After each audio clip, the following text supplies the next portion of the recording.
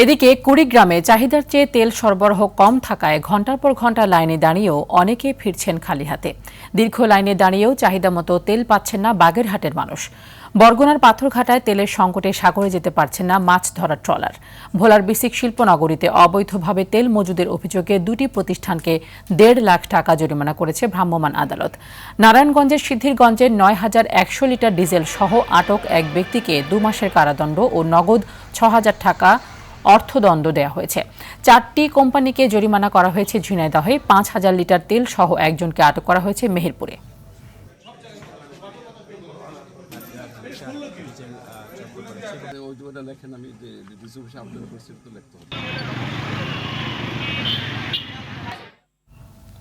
এ বিষয়ে আরো তথ্য জানতে বাগেরহাট থেকে সরাসরি আমাদের সাথে যুক্ত হচ্ছেন সহকর্মী SM শামসুর রহমান। শামসু, তেলের কৃত্রিম সংকট নিয়ে অনেক কথা হচ্ছে, আমরা বিভিন্ন জায়গায় অবৈধভাবে মজুত করতে দেখছি, আপনি কি বাস্তবতা দেখছেন? তানি, আপনি যেমনটি জানতে চেয়েছিলেন, বাগেরহাটে কিন্তু যে সারা দেশে নেয়, বাগেরহাটে কিন্তু জ্বালানি তেলের তীব্র সংকট রয়েছে। আমরা গত কয়েকদিনে দেখেছি বাগেরহাটে যে লম্বা লাইন দিয়ে কিন্তু তেল সরবরাহ করা হচ্ছে। তারা কিন্তু এখন আমরা বাইকাররা সকাল থেকে এসেই কিন্তু লম্বা লাইন দিচ্ছে। আমি যে পাম্পটিতে আছি এটি হচ্ছে যমুনা অয়েল কোম্পানি লিমিটেডের সরবরাহকারী প্রতিষ্ঠান, তার খানচালানি ফিলিং স্টেশন। এখানে কিন্তু ব্যাপক যে লম্বা লাইন রয়েছে।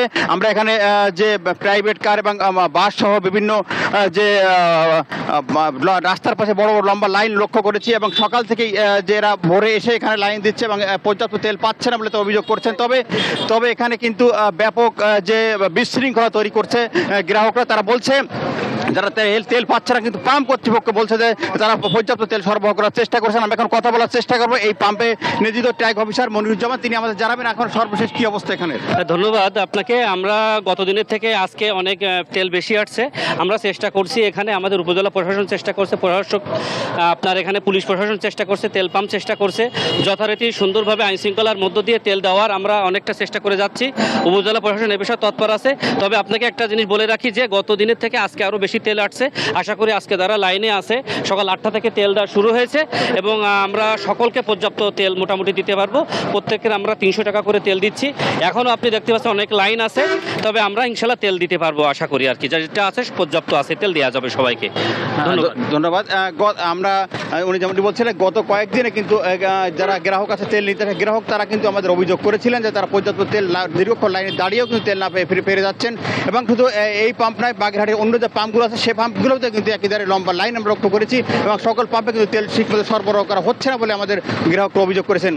কিন্তু মোটর সাইকেল নয়, এখানে কিন্তু ডিজেল চালিত যেসব যান আছে তারাও কিন্তু এভাবে এক পাম্প থেকে আরেক পাম্পে যাচ্ছেন বলে আমাদেরকে তারা বলেছেন, এবং তারা বলছেন যে তারা এতে কিন্তু তাদের যে যাত্রী তাদেরকে ভোগান্তির শিকার হতে হচ্ছে। তো তা নিয়ে এটাই ছিল বাগেরহাট থেকে আমার কাছে সর্বশেষ। ধন্যবাদ আপনাকে।